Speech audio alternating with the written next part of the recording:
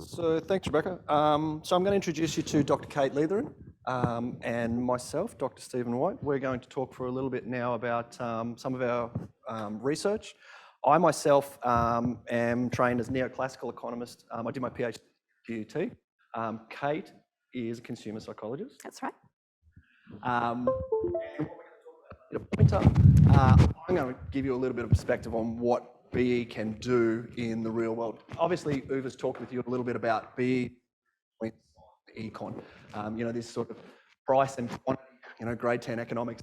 The bridge that's built is now around, emotion, cognition, personality. It gives you a fuller picture of human behaviour. A lot of the students tend to say, what sort of job would I get? That's the wrong way to think about it. Economics there's lots of different ways in this universe, but economics is an ideology and it's a person. It's a way of thinking. And that's what your employer will look for you to have a skill set to apply. That's what's going to get you the job. I'm going to talk a little bit about some of our applied research. Who knows what this is? Sam knows what it is, and the people who work here knows what it is. Who doesn't work here knows what it is? It's a saline breast implant. Yeah, this is a defective one. Really toxic. Why is it an issue for economists? Well, 1 in 7 Australian women in their lifetime will develop breast cancer. And this is currently the only treatment for reproduction. Lo and behold, we have this incredible biomaterials engineers. And they've come up with this technology whereby what they do is they 3D scan the breast before mastectomy, and then they print out a polymer scaffold and insert it under the muscle. And what happens across 18 months, take tissue and muscle from your thigh and pump it into the breast, and it regrows the breast. And the scaffold dissolves. Incredible. And this is where I talk about how with people to understand behavioural space. Why is this important? Because transition to new tech is super important. Do you remember we had this little respiratory thing a couple of months ago? It was called and we had some issues with how to get people to adopt new technology, to adopt COVID vaccine. This is a great example. Here's a non-toxic polymer that dissolves instead of having this highly toxic saline. 1 in every 3 has to have corrective surgery to come out in the first 18 months. That's not 1 in every 3 women, that's 1 in every 3 implants. Terrible, terrible outcome in health sector. What do? We did this survey with breast cancer patients, surgeons and nurses, and we asked them some of these behavioural questions. If you've read Kahneman's Thinking Fast and Slow, you'll know this question. This is a question. Jonathan's an ex-professional football player for Queensland, and a PE teacher, and at a local hospital has 2 sons, both of whom are excellent athletes. So, which of these 2 options is more likely? Jonathan coaches the local junior football team, or Jonathan coaches the local junior football team and plays a little seniors for the local club. Who's for A? Who's for B? Come on, everyone's got an, you got to put your money where your mouth is. Who's for A? Who's for B? So, why is this relevant to surgery? Well, in a health setting, when you have a diagnosis, your doctor says to you, well, you've got 80% or 90% chance of success rate. That's not true. It's a 0 or a 1. The outcome is either successful. The way that we explain to people is usually through this percentage probability. Human beings are terrible at percentages and probabilities. Let's say, for argument's sake, the probability of this outcome is flip of a coin, somewhere between 0 and 1. So, we'll say 50%. Yeah. Here, there are 2 outcomes. Like the football team and plays for the seniors team.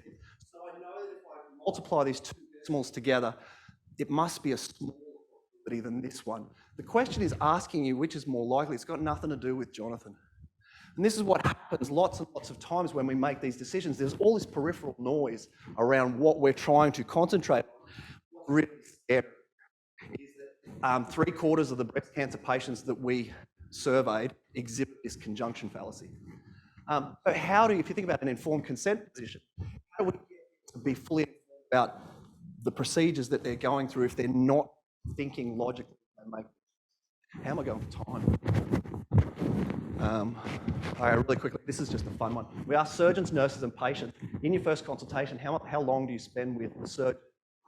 One is, here's the patient, they said they spent with the surgeon about 40 minutes, 39, 38, the nurse about 27. The surgeons, whoop, oh, that was the surgeon. No, with the surgeon, we asked the surgeon, how long do you spend with the patient? And they said, oh, about 45 minutes.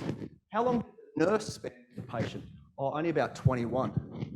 What about the nurses? How long did the surgeon spend with the patient in the first consultation? Oh, only about 30 minutes. How long did you spend? Oh, I spent 49. Something is going on there, yeah, and it's hugely important for this, incredibly important decision for the patient, is that these two experts in this scenario have very different perceptions about how they're engaging the patient. And it's understanding these sorts of behaviours and these bias, then we can craft better policy. I'll hand you over to Kate. Thanks, Steve. Giving away my secrets with the slides. So hi everyone, my name is Kate and I work with everyone here in the Best Centre, and we get to do some really cool things. And one of the cool things that I get to do is to work with robotics and artificial intelligence. So how does behavioural economics come into that? Why are we combining STEM and behaviour? For this reason. You know, which one of these would you like to be your dentist? Now, this one might be the most efficient or the best practical choice. You know, it's made of titanium. It's maybe it's water resistant, and it can see better in the dark, and it can see further with those big red scary looking eyes. But I think we'd probably all feel a little bit more comfortable with this one over here on the other side. So in order to facilitate that engagement with technology and to get us all picking up these technologies that can be really quite good for us, we need to understand human behaviour, or we are not going to get off the ground. So in working with the Best Centre, I've gotten to work with some fantastic teams and do some cool research. This was one of the earlier projects that we did where we were looking at how people might engage with smart technologies and smart meters in their homes to help them manage their energy usage. And you're probably thinking, well, where on earth did the cartoons come from? And those actually came from the people.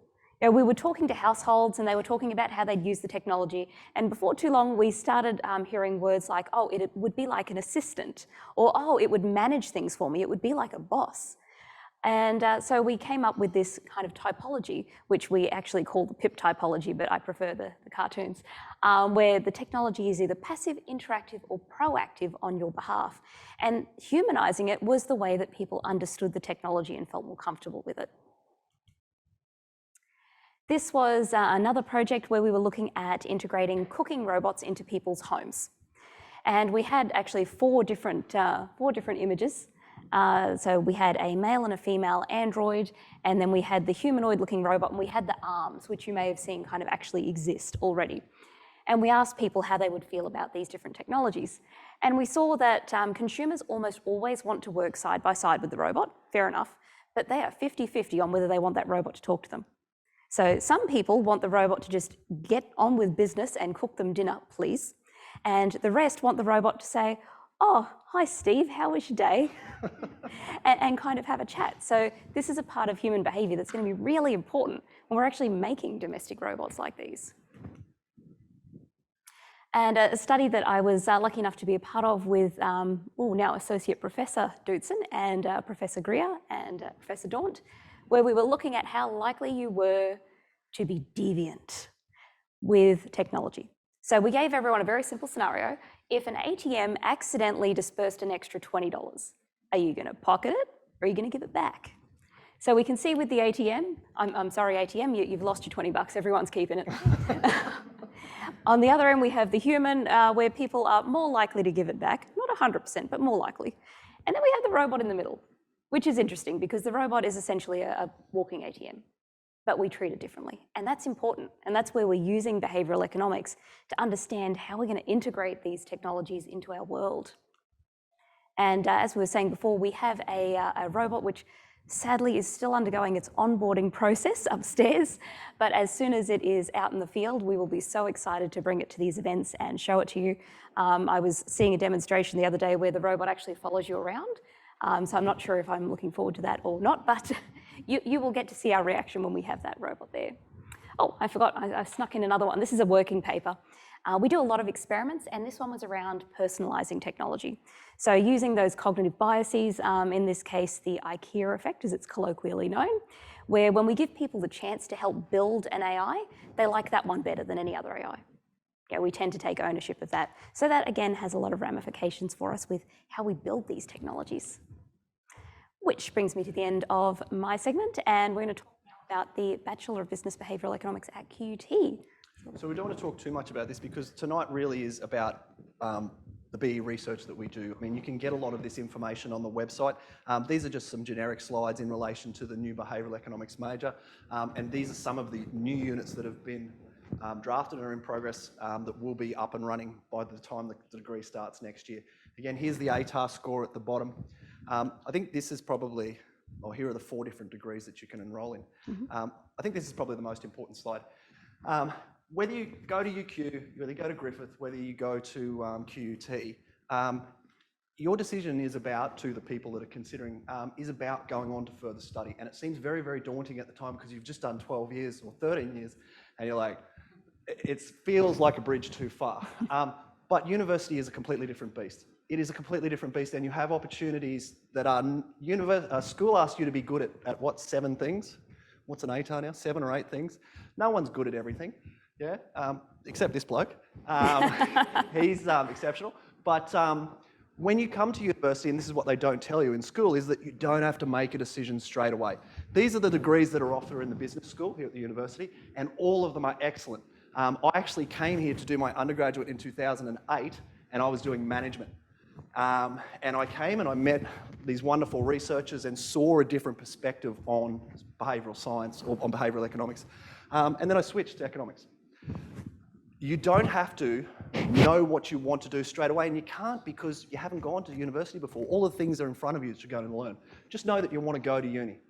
Enroll in the course, enroll in the Bachelor of Business, and you don't have to pick your major until the end of first year. You don't have to be definitive on your course structure and pick your major. So there's time, relax. And the other really super important thing, and I know because I've got 2 sons who have just gone through this process the last couple of years, and one of my sons was doing aeronautical physics right up until his OP came out, and he said, "Dad, I want to do creative industries." And I went out into the garden and went, best move he ever made. He did the degree that he wanted to do. He's hugely successful at it. He's already got a job in 3rd year uni. Pick the degree. Don't pick the degree that mum says or dad says. Listen to them because they're going to feed you and board you and wash your clothes.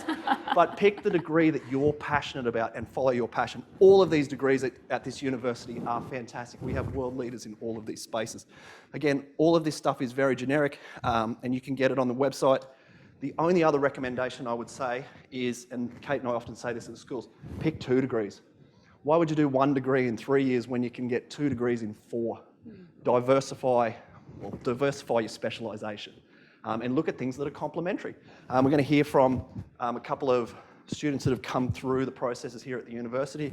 There's some with marketing backgrounds, engineering backgrounds, and they're all working in this behavioural space. So super, super interesting. Again, this is all the generic stuff on the website, and I don't want to speak to it because I'm not actually an expert in the administrative side. But the point is register for QTAC. Yeah, get your application in on time, and yeah, come to university, whatever university it is. Thanks, guys. I'll hand you on now to Professor Benno Torgler.